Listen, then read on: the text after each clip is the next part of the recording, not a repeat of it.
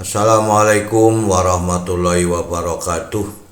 Kita kembali pada belajar OSN Fisika pada chapter 2 pertemuan kedua. Kita melanjutkan pembahasan soal-soal pada dinamika gerak rotasi. Semoga kita selalu diberikan nikmat kesehatan, kekuatan, juga keluarga kita, sehingga kita dapat melakukan kegiatan sehari-hari seperti biasanya. Semoga paparan video ini dapat membantu dan mempermudah belajar siswa pada OSN Fisika dinamika gerak rotasi. Kita lihat pada soal nomor 1. Andai kata sebuah benda bermassa M bergerak melingkar tanpa gesekan di dalam kerucut dengan kecepatan konstan V0, kerucut membentuk sudut theta terhadap sumbu vertikal. Percepatan gravitasi G adalah konstan.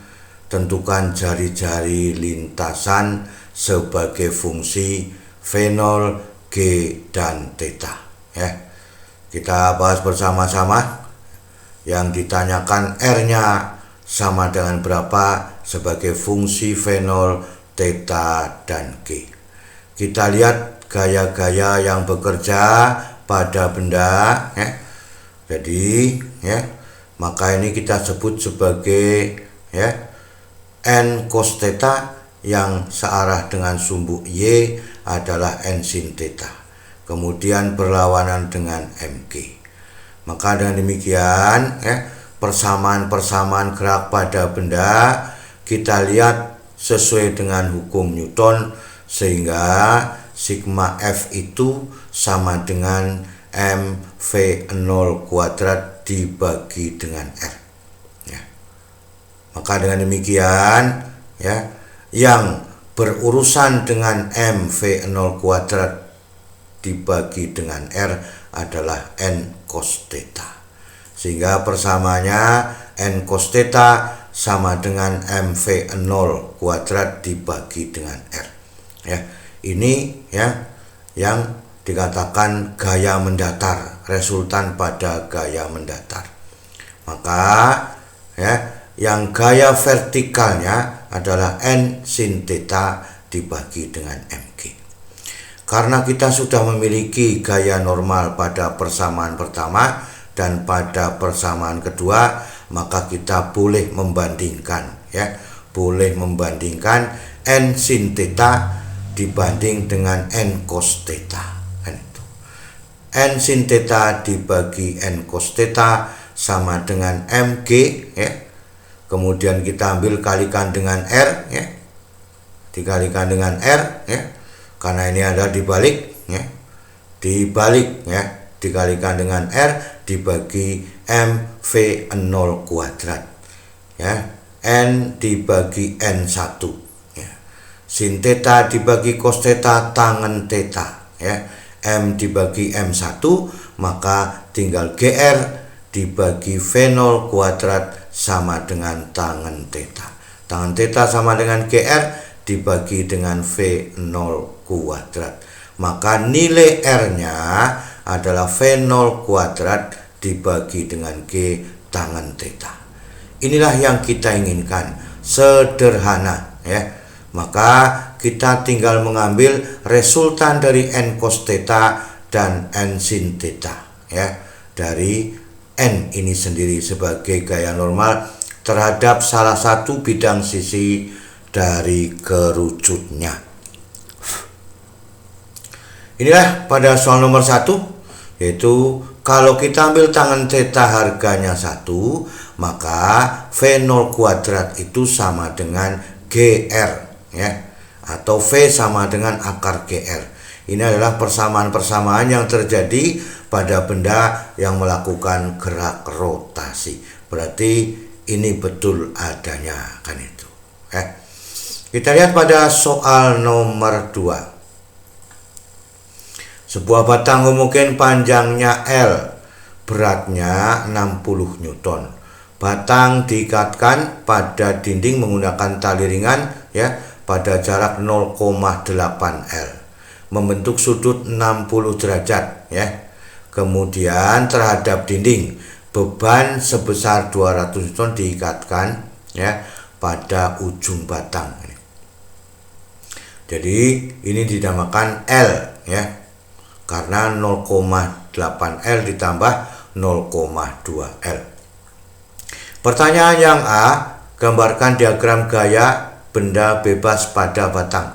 Jadi kita gambarkan dulu sehingga bisa mengerjakan soal nomor B, tentukan tegangan tali ya. Tentukan nilai komponen gaya pada sumbu X yang sini.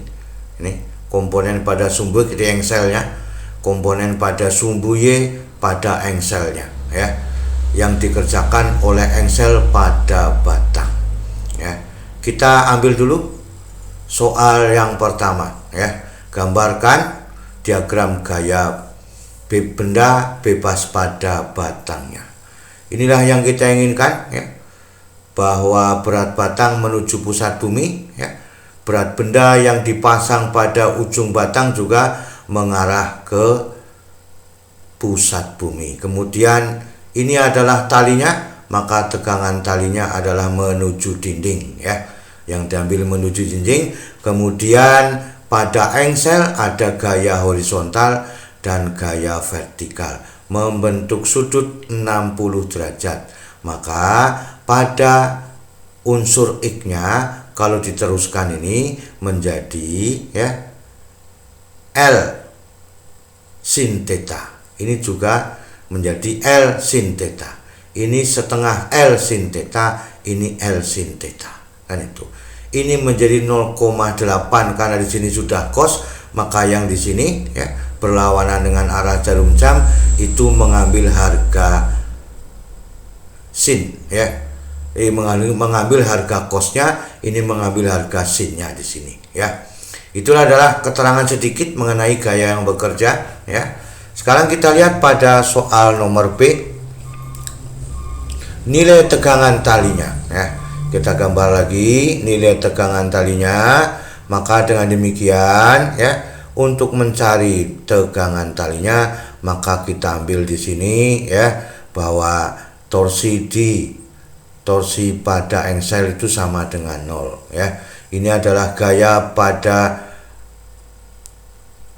60 Newton berat batangnya ya.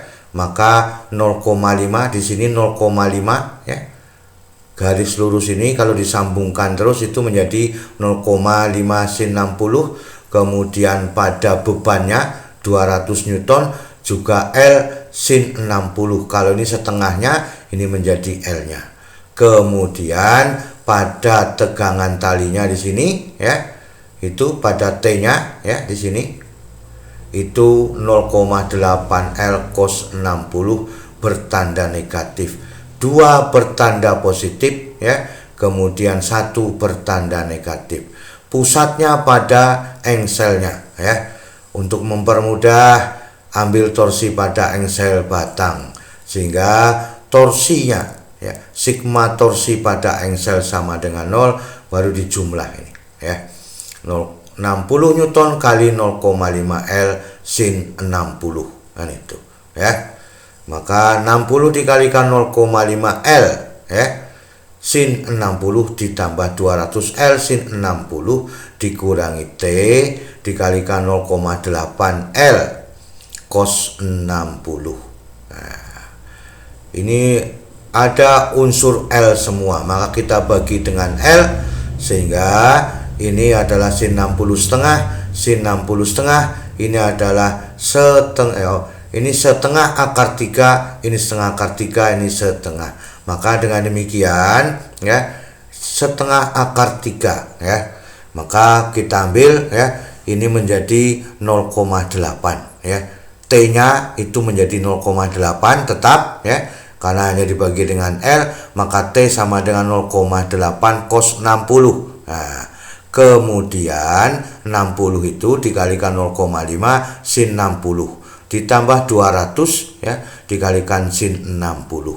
Nah, sin 60 setengah akar 3 maka ini menjadi 1/4 ya. 1/4 dikalikan 60 kan itu ya. Akar 3 200 menjadi 100 akar 3. Nah, 15 akar 3 ditambah dengan 100 akar 3. Maka ketemunya adalah 115 akar 3. Ini diambil dengan cara dibagi 2 tadi ya.